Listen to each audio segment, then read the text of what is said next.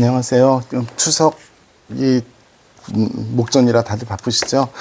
오늘 제가 너무 성경 공부 진도가 안 나가는 것 같아서 조금 녹화를 해서 올리려고 합니다. 뭐 다음 주에 또 만날 수 있겠지만 어쨌든 이번 주간 바쁘시지만 시험 삼으면 사실 저희 쉬시라고 이렇게 하나 올릴 거예요.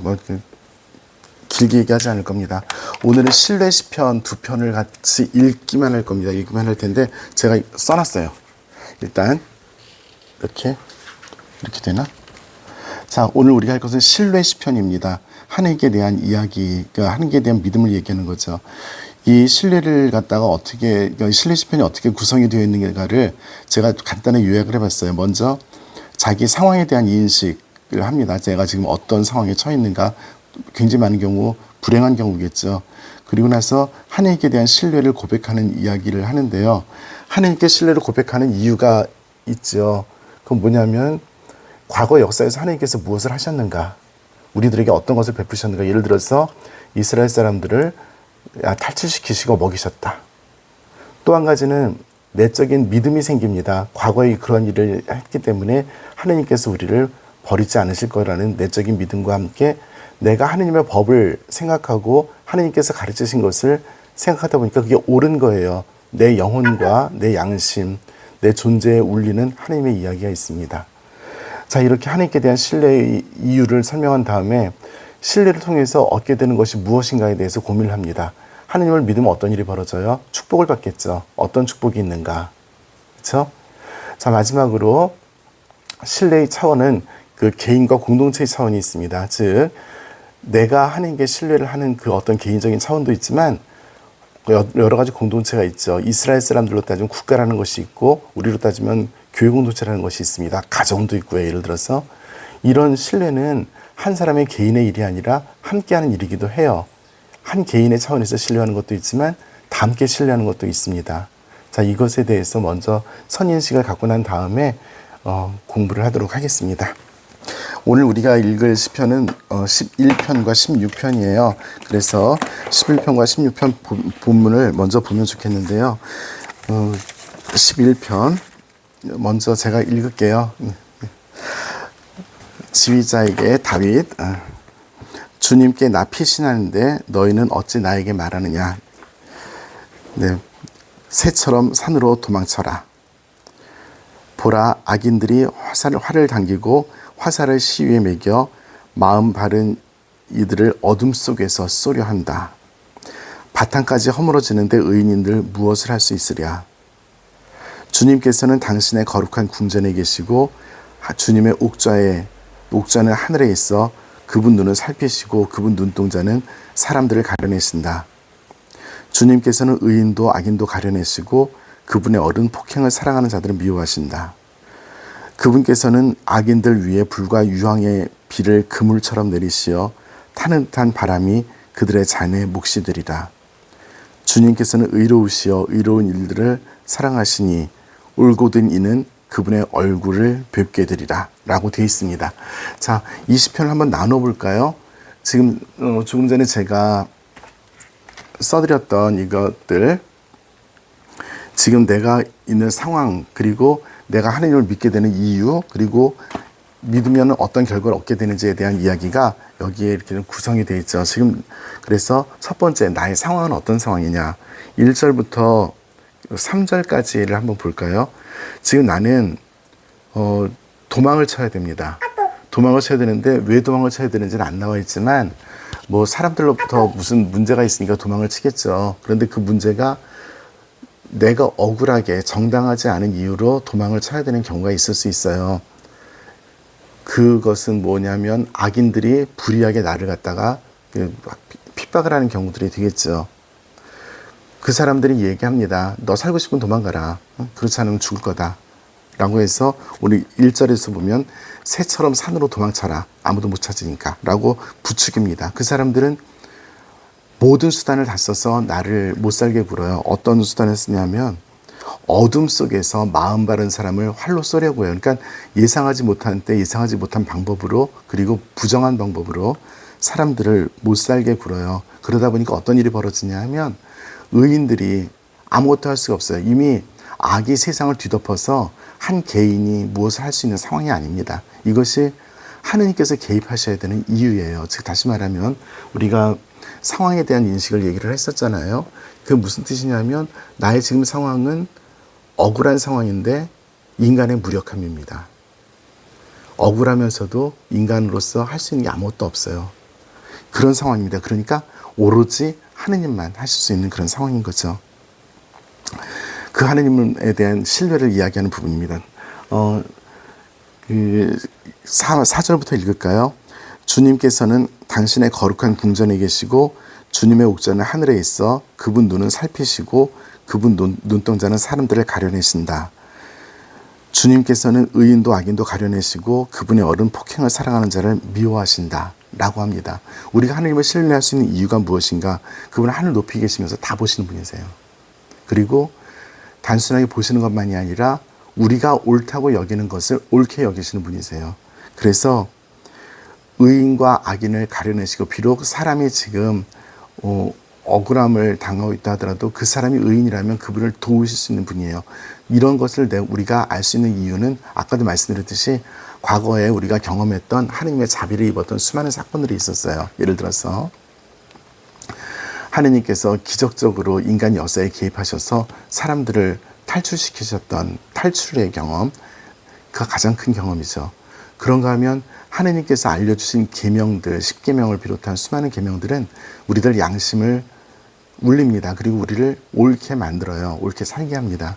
그러다 보니 우리가 비록 악과 의인의 어떤 그런 그 판별을 하고 그리고 그 악인들이 득세하는 것 같아도 결국은 하느님께서 과거에 그렇게 하셨듯이 개입할 것이고 과거에 당신이 우리들에게 주셨던 계명의 말씀, 옳음의 말씀대로 우리를 다시 세워주실 것이라는 확신의 이유가 분명히 있는 거예요.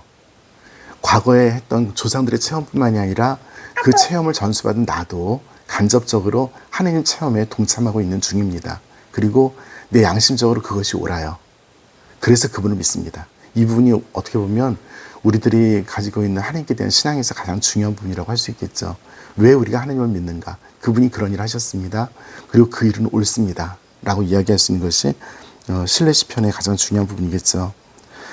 그 하느님께서는 인간이 알 수 없는 방법으로 인간을 넘어서는 방법으로 개입을 하실 겁니다. 그래서 그분은 악인들 위해 불과 유황의 비를 6절입니다. 비를 그물처럼 내리시고 빠져나갈 수 없죠. 타는 듯한 바람이 그들 자네 몫이되리라. 요즘 타는 듯한 바람이 너무 많이 불어서 참 고통스럽습니다. 어쨌든 바람을 피할 수 있는 사람은 없어요. 주님께서는 의로우시어 의로운 일들을 사랑하시니 올곧은 이는 그분의 얼굴을 뵙게 되리라. 얼굴을 본다는 것은 구약 사람들은 얼굴 보면 죽죠. 하느님 얼굴을 보면. 그런데 하느님과 정면으로 마주볼 수 있는 그런 관계를 형성한다는 거죠. 그래서 이 탄원 시편에서 그러니까 신뢰 시편에서 가장 중요한 것은 하느님께 신뢰를 두는 이유라고 생각을 합니다. 그런 차원에서 16편 한번 볼까요? 16편 보시겠습니다. 믹탐 다윗이라고 이야기합니다. 믹탐이 뭔지 우리 잘 몰라요. 네. 읽겠습니다. 16편 1절부터 읽겠습니다. 하느님 저를 지켜주소서. 당신께 피신합니다. 주님께 아뢰입니다. 당신은 저의 주님, 저의 행복 당신밖에 없습니다.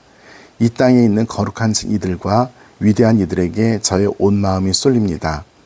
다른 신들을 붙드는 자들의 고통이 크기에 저는 그 어떤 신에게도 피 제사를 바치지 않으며 그 이름들을 제 입술에 올리지도 않습니다. 제가 받을 몫이며 제가 마실 잔이신 주님, 당신께서 저의 제비는 운명이라고 생각하면 되죠. 운명의 축, 운명의 저울. 네. 제비를 쥐고 계십니다. 저의 차지로 좋은 땅 위에 측량줄 내려지니 저의 재산에 제 마음 흐뭇합니다. 저를 타일러 주시는 주님을 찬미하니 밤에도 제 양심이 저를 일깨웁니다. 언제나 주님을 제 앞에 모시어 당신께서 제 오른편에 계시니 저는 흔들리지 않으리이다. 그러기에 제 마음 기뻐하고 제 영혼이 뛰놀며 제 육신마저 편안히 쉬리이다. 당신께서는 제 영혼을 저승에 버려두지 않으시고 당신께 충실한 이는 구렁을 아니 보게 하십니다. 당신께서 저에게 생명의 길을 가르치시니 당신 면전에서 넘치는 기쁨, 당신 오른쪽에서 길의 평안함을 누리리이다 라고 이야기합니다. 자, 이 실내 시편은 그 고통의 상황보다는 좀 밝은 상황인 것처럼 보이죠. 이 상황에서 우리 실내 시편에서 아까 이 상황을 다시 한번 볼까요? 내가 지금 그 하느님께 그 신뢰해야 될 이유가 있어요. 아까는 부정적인 상황들입니다. 내가 쫓겨다니는 상황이에요. 그런데 지금의 상황은 조금 다른 상황입니다. 제가 뭘 하나 이렇게 찾기 위해서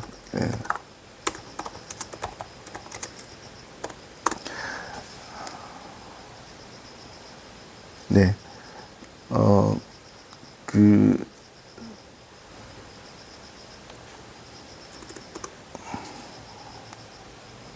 우리 가톨릭 성가에도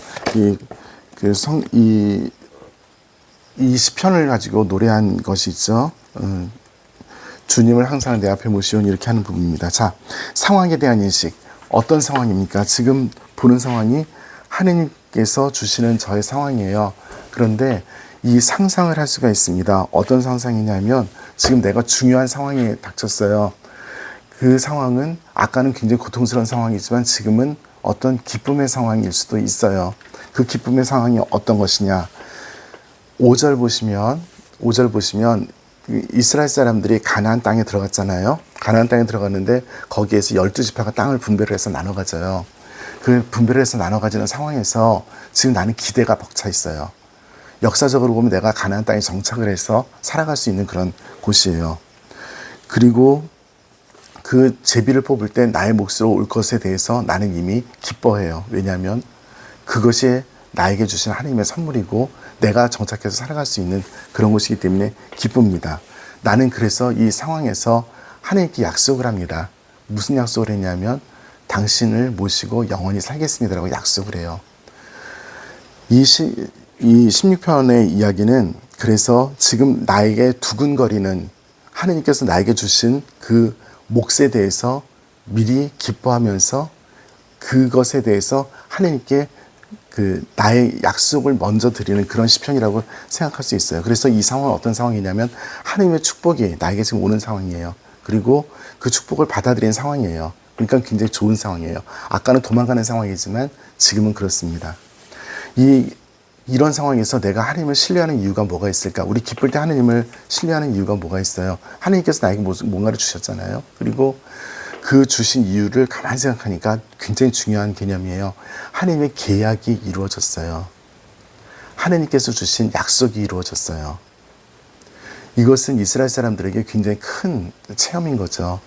그 계약이 이루어지는 상황은 탈출이라든지 먹을 것을 사막에서 주셨다는 극단적인 상황이 아니라 앞으로 일상생활에서 쭉 이어질 축복입니다.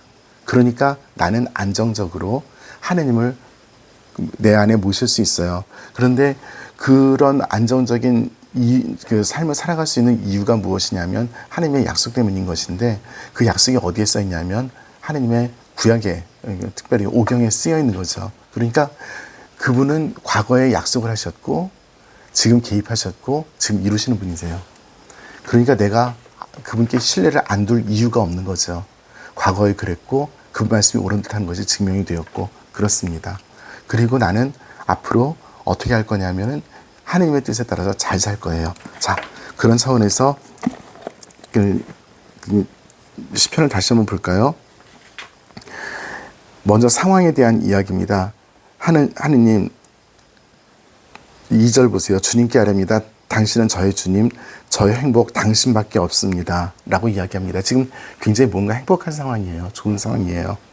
그래서 그 3절에 보면 지금 내가 지금 좋은 상황인데 내 주위에 그래서 있는 사람들은 다 좋은 사람들이고 거룩한 사람들이에요. 하나님을 따르는 사람들입니다. 더 이상 그 하나님을 안 따르는 사람들이 득세하지 못해요. 3절 보시면 이방신들에게 제사를 바치던 이방인들이 지금 사라지는 그런 상황입니다. 헛것을 믿은 거죠. 그렇게 보면은 저는 이 시편이 반드시 그렇지는 않겠지만 가나안 정복대를 상상을 하면 딱 좋을 시편이라는 생각이 들기도 합니다. 가나안 땅의 이방신들을 믿는 사람들을 몰아내고 그 땅에 정착하는 과정이라고 봐도 좋을 것 같아요. 그래서 지금 상황은 뭐냐면 하느님께서 나에게 예를 들어서 축복을 주시는, 땅을 주시는 그런 상황이라고 인식하면 좋을 것 같고요. 하느님께서 내게 주신 그 신뢰의 이유는 과거에 탈출을 시키셨는데 지금 땅을 주셔요. 땅을 주시는데 그것도 공정하게 주셔요. 6절 보시면 저의 차지로 좋은 땅 위에 측량줄을 내리셨다고 하잖아요. 나에게 축복을 주시는데 아무 이유 없이 주신 게 아니라 구체적인 역사 안에서 측량줄로 재서 그것을 갖다 내 몫으로 좀 주시는 거예요. 나는 지금 구체적인 축복을 받고 있어요. 그러기에 나는 하나님의 말씀에 신뢰를 더 둘 수 있죠. 그리고 7절에 보면 아주 중요한 단어가 나옵니다. 양심이라는 단어가 나와요. 주님께서 이렇게 좋은 축복을 주시고 나를 내적으로도 일깨우시는 거예요. 너는 어떻게 살아야 한다. 그래야지 이 축복이 계속 갈 수 있다. 너는 이렇게 살았기 때문에 축복을 받은 것이다. 그런데 또 중요한 것은 이 축복은 근원적으로는 내가 너한테 주는 것이다. 이런 것들을 내가 깨닫는 거예요. 그러니까 내가 이 축복의 주인이긴 하지만 하나님께서 주신 축복이에요. 그러니까 나는 하나님께서 주신 축복에 계속 부응하기 위해서 올바르게 살아야 돼요. 그래서 하나님께 신뢰한다는 것은 또 하나의 결심도 포함하는 그런 내용들입니다. 네, 그런 내용으로서 9절 보면 내 마음 기쁘고 영혼이 뛰놀고 육신마저 편안하게 주님을 잘 섬기면서 살아갈 수 있을 거라고 합니다. 그리고 이 당신께서 주시는 복을 11절 맨 마지막 절에 길이 평안히 영원히 누릴 거다라는 미래에 대한 확신까지도, 미래는 누구예요? 자기 개인만이 아니라 후손들까지도 포함하는 개념이겠죠. 그런 내용들입니다. 자, 제가 조금 이렇게 많이 깊게 얘기하지 않고요. 단순하게 이 신뢰 시편에 대해서 말씀드리면서 오늘 이 일부러 이걸 좀 썼어요.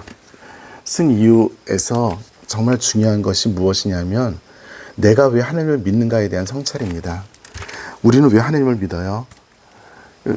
뭐 여러 가지 이유가 있으면 저만 하더라도 구교 집안이었기 때문에 그냥 하나님의 신앙은 주어진 것이었어요. 그런데 그 주어진 것이 이미 축복이었던 거죠. 나에게 신앙이 주어졌다는 것이, 그 선물이 주어졌다는 것이 큰 축복인 거죠. 그런데 그 선물이 주어진 것인데 그거를 내가 정말 하나님께 내가 무엇을 믿는가, 정말 하나님이 나에게 어떤 분이신가를 나중에 신학생으로서 또 신학생 이전에도 신자로서 생각을 해야 되는 거죠. 하나님이 누구신가? 내 안에 것들을 하나님께서 만들어 가셔요. 다시 말하면 하나님을 신뢰하는 이유는 외적인 상황들에 의해서 하나님께서 나에게 주시는 수많은 조건들이 있어요. 이스라엘 사람들은 불행한 중에서 또 기쁜 중에서 하나님을, 그 상황을 가지고 하나님을 찾아요. 역사에서 개입하셨던 하나님을 찾아요. 그것은 나의 경험이기도 하지만 나의 조상들의 경험이기도 하고요. 공동체의 경험이기도 해요. 내가 만약에 그런 역사적인 상황이 없는 상태에서 태어났다면 물려받은 나의 경험이에요. 물려받은 것도 나의 경험입니다. 그래서 조상들이 물려준 신앙 안에서 내가 하나님을 알아요. 그런데 중요한 것은 그 다음에 내가 내 양심적으로 내 안에서 하나님이 어떻게 하셨는지를 내가 성찰해내야 돼요. 그건 어떻게 하는 거냐면 하나님 말씀이 옳다는 것을 체험해야 돼요.